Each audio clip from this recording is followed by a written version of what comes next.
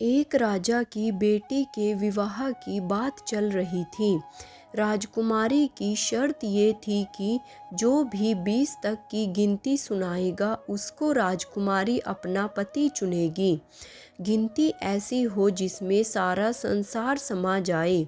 यदि नहीं सुना सकेगा तो उसको 20 कोड़े खाने पड़ेंगे और ये शर्त केवल राजाओं के लिए ही है। अब एक तरफ राजकुमारी का वरण और दूसरी तरफ कोड़े। एक एक करके राजा महाराजा आए। राजा ने दावत भी रखी, मिठाई और सब पकवान तैयार कराए गए।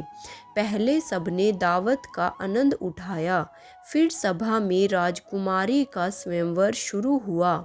एक से बढ़कर एक राजा महाराजा आते हैं।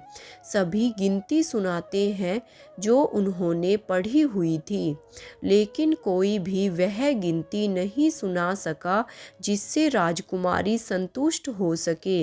अब जो भी आता कोड़े खाकर चला जाता। कुछ राजा तो आगे ही नहीं आए।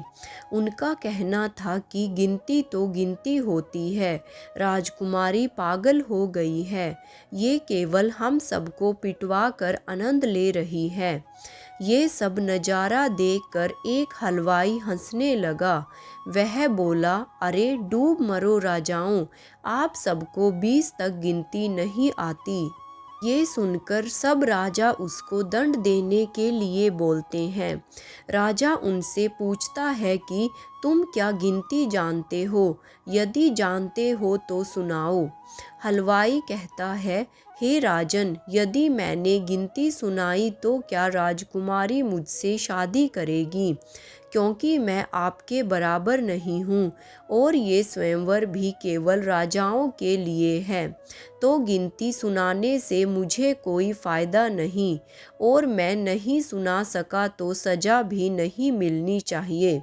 राजकुमारी ने कहा, ठीक है, यदि तुम गिनती सुना सके तो मैं तुमसे शादी करूंगी और यदि नहीं सुना सके तो तुम्हें मृत्युदंड दिया जाएगा। सब देख रहे थे कि आज तो हलवाई की मौत तय है। हलवाई को गिनती बोलने के लिए कहा जाता है। राजा की आज्ञा लेकर हलवाई गिनती शुरू करता है।